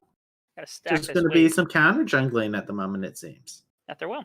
I think Kind is just waiting for time, because they need time for this wave to collapse, and they have a little more than a single wave that's going to be coming, and this is real bad. Napathing had to go so far; they got to walk away real quick. Yeah, they got to walk away as fast as can. Smokescreen hits into the mid lane. Galio finds the first blood, though, as the dive is botched. Evan will find another kill. It is a 2-for-1 in the bot side, and that is just going to be huge for the side of Maryville to be able to get that little lead for themselves. They will. The first kill going over, it's tough to dive at Galio. Now Chippy's no mana into Conveying. Yeah. Conveying is going to be able to chop down on him. And that's the problem with Olaf top lane, man. You're It's mana. You throw 2 axes all of a sudden. You have no mana to work with. Unfortunately, that is the desperation, as you would put it. I am curious to see what happened on that bot side as to what prompted that dive going not perfectly from the side of Maryville. Also, I want to see where those kills went because I think Evan RL got at least one of them, if not both. He did. Okay, yeah, he got one kill, and Kind Jungle got the other one. Yeah, okay. So it's good that they got 2 kills across both those members, which is nice. And then I think Julian was the one who died, so it's not as big of a deal, as well as Suffix getting the kill instead of the likes of Phoenix. So I think you always take that trade if you're on the side of Maryville 100%. No play also went through for a cathing, so there's at least that to consider as well. Yeah, and you can see they're looking at the items here. Bramble Vest first buy for Chippies here. What I was going to say earlier, too, by the way, to talk about the fact he was going I'm wondering if Olaf took a secondary tree inspiration, the blue tree, the light blue tree, just that way he could have the omnoms of the biscuits and have approach velocity. So definitely very curious if he ended up doing that. Definitely took biscuits. Oh, there's the biscuits right there. Yeah, in his inventory. So biscuits gamer. And if he did not take approach velocity, I think that's probably the wrong choice. The only other thing you could argue is maybe I can't remember exactly what it is off the top of my head. The one where you consume a consumable, and you get half of it immediately, and then the rest takes over the rest of the time. You can't take more than one. That one. It's another good choice that a lot of laners opt for, just because there's a lot of instantaneous health within dueling. Although I think Olaf might not appreciate that because it affects his attack speed very legitimately. So maybe you don't want that to come through. So I agree with you. I think approach velocity is probably the right choice. But we're done talking about runes. Runes are boring. Game is fun. And game is currently on bottom side where Pathing and Suffix are looking for this as Honeybee and Evan come up here. Yeah, and you know what? Games are fun, and it is just going to be the Braum that flashed forward for that. So if it's just going to be able to lay out some damage differential, going to be able to find that. It's going to be a 1-for-1 so far. While Evan RL is caught out of position, Pathing's going to be able to find that kill, and that's 2 kills for Scouting for the Pro Scene. Difficult right there for Evan RL. His support goes down pretty quickly, and then unfortunately he gets abandoned on the opposite side. Not really great to be the solo Varus on the bottom side of that fight, as well as losing this fight because Kind Jungle didn't have the health, I don't think, to actually continue into this one any further. And with all the reinforcements onto bottom side, Dragon just gets taken by the side of Scouting for ProScene. So they get quite a bit here. Wolfie hasn't been as active, unfortunately. I think that's a byproduct of, again, Oriana not having the same kind of lane pressure that a Victor would, being able to roam about with that death laser and things of that sort. When first few items start to come through, I'm sure we'll see Wolfie start to get involved a bit more, but so far it has been a little bit quiet from the MU mid laner. And right there you see an example. Differential gets the first step, they get a conveying into that fight on the bottom side, and all of a sudden your overload into bottom river gets you 2 kills in the Dragon. Yeah, Julian is level 6. I think Julian might have thought he was level 6 when that fight started, when he flashed forward too. That might not have helped there. I was thinking, I'm flashing forward. Why isn't my ult working? Oh, I'm level 5. So a little bit unfortunate there, a little bit not to the favor of Maryville. Scouting for the Pro Scene, doing some good stuff, finding some early kills and getting the first Drake for themselves here as Evan RL trying to snatch somebody up, but doesn't catch Peanuts out of position. Not quite. And it's really easy, especially with this Hail of Blades, to be able to find stuns with this Braum when you've got that. So, and not really much for Galio to do when it comes to trying to defend up against the Jinx. And even if it's him that soaks that, and you still have to be very careful about actually dying yourself, because there's no way to get your Aftershock to proc unless Braum walks in range for some reason. So there's a bit of caution to take on bottom side here if you're scouting for Pro Scene. I'm also watching for what's happening top side right now, as it looks like the wave's back in middle, but Wolfie is moving to top side potentially. Okay, he's using that to scout out for a ward. Kind Jungle's looking maybe for something, as Chippies just has this lane completely froze here. Yeah, this is tough. That TP from conveying punished him quite a bit more than maybe we were letting on to start with. Yeah, it's a bit punishing, and also we got the double Bramble Vest here. Yep. Good old case of no, you stop hitting yourself. No, you. I actually think it's a bit more efficient for Olaf maybe to go Executioners here than the likes of Bramble Vest, only because there's not on-hit healing from the Volley Bear. It's only the W stacking, so you want to make sure it's available anytime you auto-attack, but it doesn't matter. Armor's armor, and it's good against Volley Bear because he's auto-attacking pretty commonly. Ooh, the trigger was pulled, not able to find the target, moved out of the way at the last moment there. Maryville putting some pressure in the mid lane, and this is going to net them the ever so coveted Shelly here. It should. It should grant them that. And Graves backing absolutely is going to be the case because just trying to farm up, make sure they get that one. There's no competition. Top lane was shoved in as I believe Chippies, my apologies, had a freeze and then built it into a slow stack, which is what you just crashed up on top side into Volibear. So great wave management there. And then shoving out mid lane and making sure that Differential has to burn flash with that ultimate coming through from Orianna, making sure Kind Jungle also has the ultimate to threaten the immediate death onto Victor in the mid lane. And all of that combined just means completely free on top side to snag this Rift Herald away. And even better, because they saw Graves, they knew that there was no play to be made on bottom side. Yeah, and Differential goes ahead and TP's back into lane here. And now Wolfie, he's like, oh, well, I have to recall now. I used all my mana to shove the wave here. Differential, looking to see if he can spot him with the laser. You gotta take a tower shot if he wants to stop it. You gotta take a tower shot. No, he thought about it. I know. I thought about it too. I was like, okay, it might be worth it, but unfortunately not going to be the case. Because especially if he stops him right here, that actually puts a lot of pressure onto Kind to try to break out Wolfie, especially when he's got TP, so that you can actually get out of mid lane and then walk into one of these side lanes where the Rift Herald's going to get put. So I think one tower shot might have been worth it for Differential there. As it's probably not going to make a massive impact, as it's just theory that we're going through right now. But honestly, if it were me, I actually would have thrown that just to try to make sure that you can't use the Rift Herald very easily without having to put a lot of resource into mid lane. Look at this. Scouting 4 is looking to do a little bit of scouting inside of this bottom side jungle. They find it completely empty, but they find Evan RL down here on the bot side.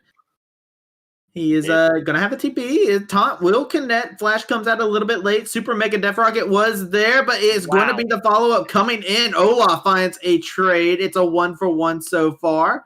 As we do see Herald has been summoned over here into the mid lane, and you see Chippies, he's just going forward. He only knows one direction, and he's trying to see if he can catch Phoenix out here. He knows he is dead to rights, but he's going to continue fighting and brawling his way through it. A kill goes over to Victor here. Maryville looking to try and break open a tower in the mid lane, but the plates haven't fallen yet, and the Herald is gone. This is such a slow take.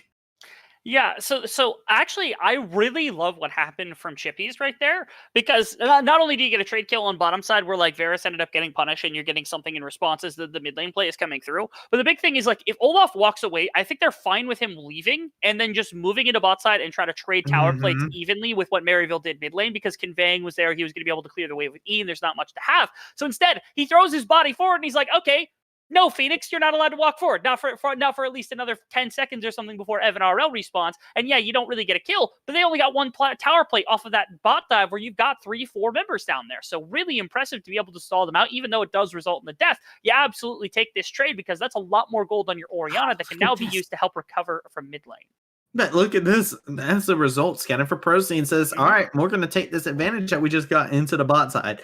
And we're just going to move into this dragon here. So the second Drake of the game does go over to Scouting4ProScene. And you love to see it if you're on Scouting4ProScene, right? They are down a little bit in gold, but they have been able to secure objectives for themselves. Yeah, objective control for a team that can fight around objectives with like Victor and Jinx and Graves, like it is a really tough prospect for Maryville to try to swallow. I kind of get the idea maybe if Maryville is attempting to use the early game to get a gold advantage for what will be Phoenix in a bad spot here is going to be looking to Glacier Fissure to come on out onto Suffix. We have a TP coming over from the side. It's going to be conveying, looking for the flank, but it's already going to be the damage done. Suffix goes down and conveying. He's on all fours. He's retreating. He's getting the heck out of here. Yeah, and Jinx is actually leaving as well, which I think might be a mistake. They definitely needed to try to clear that wave as fast as possible. Damage.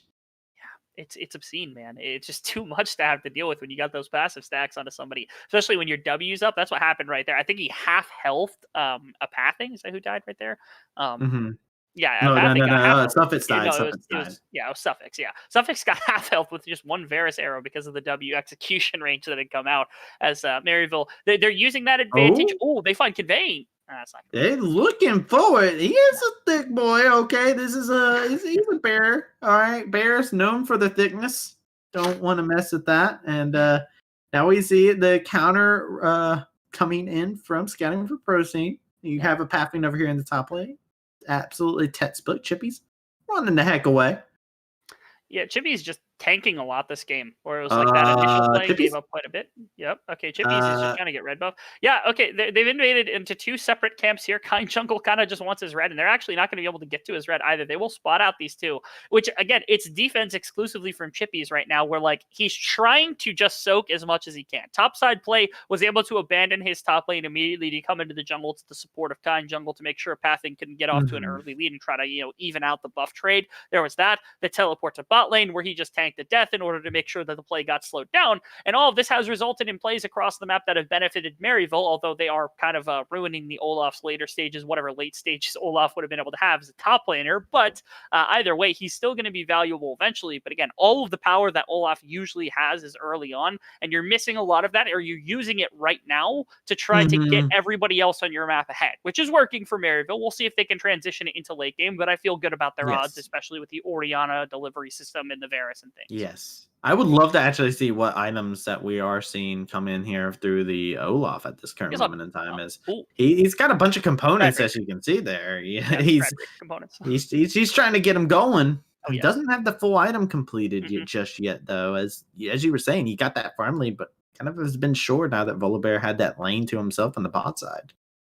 They will. And when you get Stridebreaker and then also the Bramble Vest, it's going to be really easy for you to try to take some of these skirmishes and some of this power, because it's going to flood really heavily into the favor of Maryville with, like, Duskblade Lethality Varus is going to be huge to deal with. You've got Stridebreaker on your Nocturne as well. You've got Orianna Ultimate to throw into all of this, and this power just starts to really spike for Maryville at this minute mark, which is, again, when they're going for this gold advantage, now they're going to look for team fights around these neutral objectives, because S4 typically will likely be baited into trying to confirm themselves. Look at this from Chippy's, man. He's taking a 4-man roam, and he's not going to get caught at all. In fact, actually, he's going to try to take this blue buff. He gets spotted out right there. Spotted. Doesn't matter, though. Nobody's going for him. Yeah, he's completely fine. Yet again, surrounded by enemies inside of his allied jungle, and he makes it out just fine. Yeah, he's simply much higher IQ and genetically smarter than just every other person on this rift, as he's just not falling to this pressure that's coming out from Scouting for ProScene, man. Like, that's what it is. It's the genetics. It's the genetic gap, dude. That's all that it is. It's I can feel it in my genes. They're surrounding me. It's the OCE diff, my guy. That's all that it is. But again, it's Maryville's trying to get this gold lead so that they can fight around these next few objectives. And like, if Scouting for ProScene loses these next few objectives, it's not the biggest deal in the world. But if they lose the fight, then all of a sudden you're down a bunch of gold and you're losing objectives, which is not at all what you want to be doing if you're on the side of S4 with a composition like this. So this is Maryville, I think, saying, okay, you control the first two. Pressure coming through, the arrows hitting is only going to be able to get the shockwave onto one. The heroic entrance is the answer. Different and Chow finds a kill, and now it is Maryville on the retreat. Chippies is over here onto the bat side. The exhaust coming in absolutely clutch. Chippy's looking for a kill while Victor is assimilating the side of Maryville. They find 3 kills and another Drake to add to their name.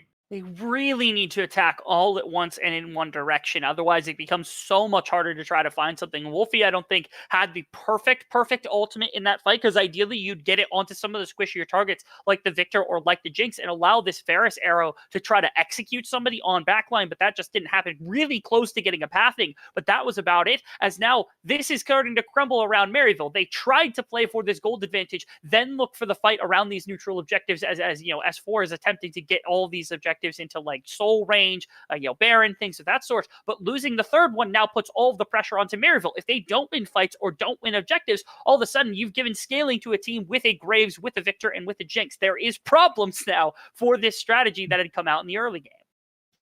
Yeah, he is. You got some problems coming in here. And Maryville, some of those things in that last fight, right? To give him some credit, there were some things that looked really good. Evan was chunking the pathing at the very beginning of that fight, but the shockwave not being able to connect onto a pathing, and a lot of these things, that was 3 kills that the Victor was able to grab in that last fight. And honestly, we were talking about it in the last game, how we want to see the Lutens kind of get some love here. Victor building it right now. This is a perfect composition for a Victor to build a Lutens into. Agreed. I think it's also a good composition for Wolfie to build the Ludens into. Your problem with Maryville, though, is that without Liandry's on the likes of Orianna, all of a sudden you have no way to kill frontline. Like the other side, you don't have that. If you're Victor, you can throw a laser at anybody, and that Ludens is going to be able to chunk out Olaf. When Olaf is ulting, you're going to have that onto any of these members that are building any semblance of damage, which is pretty much everybody except for the Braum right now. TP coming in. This is going to be Conveying coming in here onto the side. He's a fast bear. The Glacier Fisher is just having to be used to try and dissuade the rest of them. But this Vola Bear wants to say, catch these hands. The fear comes in. A TP as a response. Olaf's going to be able to join the fray. The Gravity Field's going to be able to zone off the rest of the team. Evan RL is onto the side here, away from the rest of the team, but will not get caught out of position. Pathing still might want to try to tell you otherwise, but it does look like eventually Evan RL is going to bail from this red buff. They're actually coming to the defense of this red buff as well. They still have ultimates on the side of Maryville. They could look to contest. They got to find a damage target real quick, though, because Conveying is not exactly who you want to be dumping damage into. No, you do not want to dump damage into this Vola Bear. He is one tanky guy here. It's going to be Galio. He's going to be able to hit it with a 3-man taunt, but the rest of the team is not in position to be able to capitalize on that Super Mega Death Proc. They're not going to be able to hit Kind Jungle. He's just going to be over here onto the side. Rift Herald's going to be summoned to try and allow them to save up this tower. And it's going to be damage just getting dumped in there. It's going to be a kill traded back. The Ragnarok being used by Chippies will be able to find that. Rift Herald will die here in the middle of the lane. And Maryville do come out without losing their tower in the mid lane. Shutting down the Victor is a big deal. Being able to snag that kill away is 2 phages. Important. No, he sold one. Yeah, 2 phages. Like earlier, he's like, oh yeah. You are locked on those bad item buys. Actually, just ready, quick on the trigger. Fastest mistake buy in the West Eye over here. I don't know how that's the case. This fight again, it doesn't get past me. Nothing gets past this man. That's why he's on the cover of our calendar. Anyhow. S4 comes out, right, and they've got this damage composition. When you've got Conveying on the front line and you're able to take fights in one direction, where like Volley Bear is going to be able to lead you, throw his body into a bunch of people, it looks a lot better. I don't know if this is a replay or not a replay right now. I'm pretty sure it's not a replay because they were able to get that one. We're looking for this. Okay, this is a double phage, but I love our production team. They're wonderful. Thank you. Look at that. Look at it. Freeze frame it right there. You can see the exact moment where he realized. Caught in the act. Not allowed to have one mistake, are we? Goodness gracious. Look, when my eye is out here, not happening. Also, kind of exciting, you know? He could have been like, stop hammer time. Stop. The joke was there. Something's getting his HP hammered while all of that was happening. That's for sure. One thing to note, again, with S4's composition, when they've got this much damage and they have a tank on the front line with not a lot of ways to kill it to start with, at least for the side of Maryville, you actually, especially with a 3-dragon lead, could honestly just sit here and farm for 3 straight dragons, which would be taxing on us because it would give probably, maybe 23 minutes or 15 minutes. So it'd be like 38-30 would be like the fight that's guaranteed to happen from one of these two.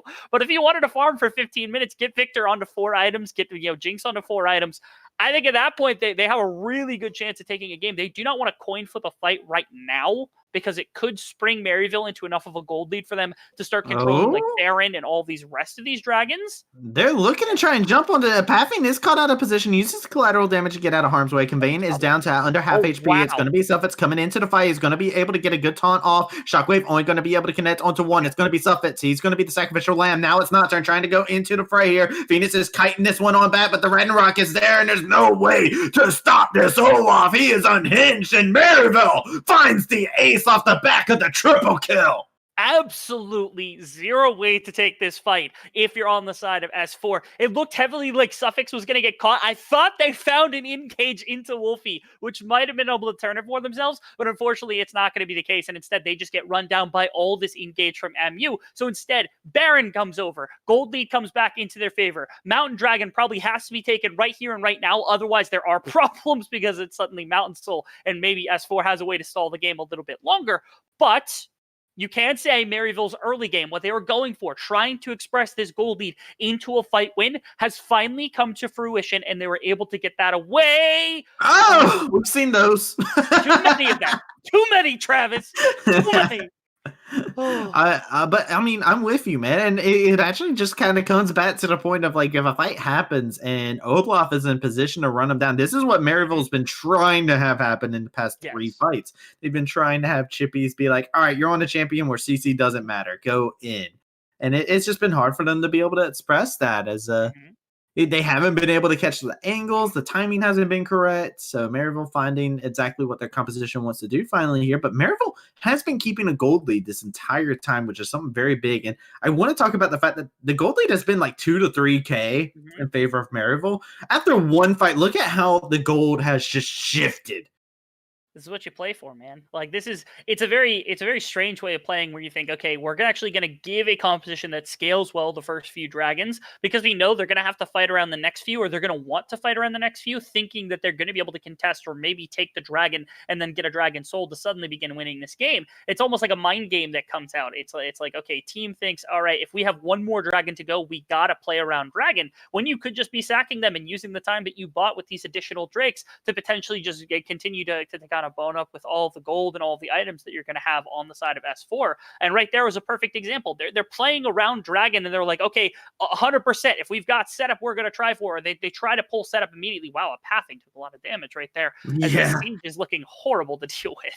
Yeah, we're kind of getting into this point where it is a bit harder for them to be able to tank these lethality arrows, or lethal indeed. And Evan RL was hitting everybody here. He's the Hawkeye of this team, and it's been very difficult for him. Chippies finds the tower in the top side. Kind Jungle finds the tower in the bot side, and the inhibitor tower is about to fall in the mid lane. It is. They've got pressure in all 3 lanes because there isn't much to be done. Right now, Conveying actually fell behind so much gold in terms of like CS and farm that I think it's really difficult to try to side lane against the Olaf. Right now, Kind is just kind of hovering between mid and bot lane, making shove in Shockwave connects. It's going to be death. Differential goes down, and the Glacial Fissure is there. It slows the rest of the team up. They can't follow up on it. Phoenix trying to fire away these rockets, trying to see if he can get the damage needed. Inhibitor has been cracked in the mid lane. They're looking to crack onto a second one. Kind Jungle will be resetting after this, and it's just going to be Maryville playing it slow and steady. But while this is all happening, Chippy's looking like he's getting hit a couple of times, trying to see if they can catch him out of position. But they know the Ragnarok is there. They're not going to be able to catch up to him anytime soon.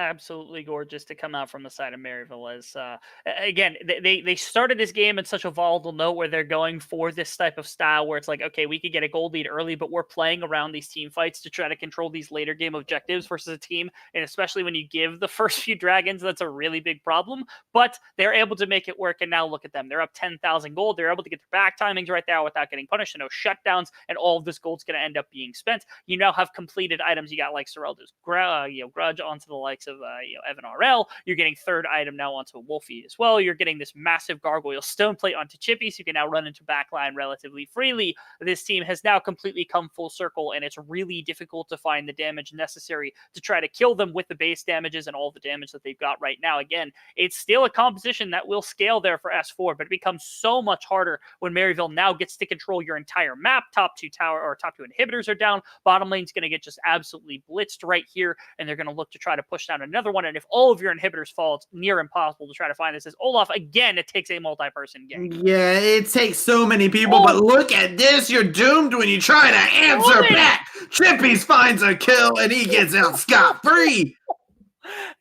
He was schmooving right there. He pops ultimate immediately, flashes immediately on top of Phoenix as well, pops the Guardian or the Gargoyle Stone Plate, and all of a sudden he is this massive damage dealer as they're just going maybe for the kill shot right now. All they had to do is take out some of the damage or take out some of the wave clear, and they might be perfectly fine to take this game. Yeah, Paranoia comes in. They got Chippies. He's feeling it right now, looking for the action. Glacial Fissure going to be able to come through. Convey and has to ult to survive as Kind Jungle is on top of him. That's going to be one tower falling down. There's going to be a shockwave connecting only onto Suffits.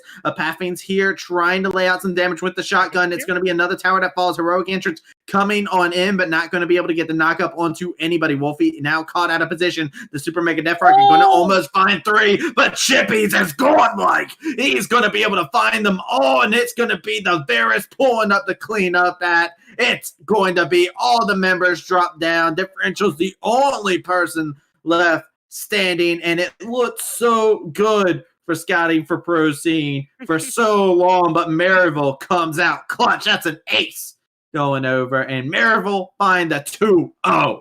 Extremely close to start off this game. Again, Maryville, they were about 1 dragon away from this game getting a little bit dicey, but they were able to pull it out when they needed to. And when that gold lead started to come together, when their team fight started to be kind of pulled in the way they wanted them to start off, that's all that was necessary. That was absolutely 100% pure dominance pretty much across the board. Able to find fight after fight once they started that snowball rolling, and there was no slowing it down as Maryville takes game 2 in convincing fashion as well. Honestly, the convincing is definitely the word there. Maryville kept the gold lead, and you got to talk about the fact of that throughout the game. Like, Scouting for ProScene actually did some phenomenal things, right? You cannot ignore the fact that they did so many great things inside of team fights, and they played a lot of the mid-game fights so expertly well. And there's a reason why this team is something that's going to have to be feared going forward. But you started to see the composition of what Maryville wanted to do, and the fact that there was no answers on the other side of the field. And Scouting for ProScene, they found themselves with I guess a chip on the top of their head at that point in time, as the Ats got bared down quick after one big team fight. That it did. The Olaf looked amazing as the game went on. Somehow became like a mid-game scaling pick and just was dominating fights pretty much across the board. The thing I have to point out is that I'm sure that Zoo actually got aged about 10 years after that third dragon went down. Because again, you give Mountain Soul to that team, your composition looks a lot harder to play on the side of Maryville if you don't win a fight. Absolutely, and take Baron the way that they did, but thankfully didn't have to give up the third one, ended up finding the fight, the Baron, and everything else had come to fruition. So still things to clean up. I think there's still mild mistakes that are being made by Maryville. But again, when they're playing with different players on a weekly basis and they're looking at this team kind of being a little bit more flexible or fluid from what we'd seen in previous iterations, I'm perfectly comfortable with where they're at right now. They're looking good when they're having their pieces gel together. Their compositions are looking really mean. I loved the way that Chippy's played today. Being able to play like a weak side that's able to not actually take every single gank and just die every time is something that I think the LCS has been looking for a very long time. And so Maryville, I can't give them enough commendations for their performance today. Well, now LCS is going to be looking at Maryville as their top lane farm, man. Look at what you've done. Look at what you've done. They've taken Niles. Now they're going to take him. They're taking everything from us, at least from Maryville. Yeah. But yeah, absolutely was a phenomenal thing to be able to see. I think you have a lot of things to look out for both teams. Maryville came out as a big victor, Scouting for ProScene showing some individual prowess.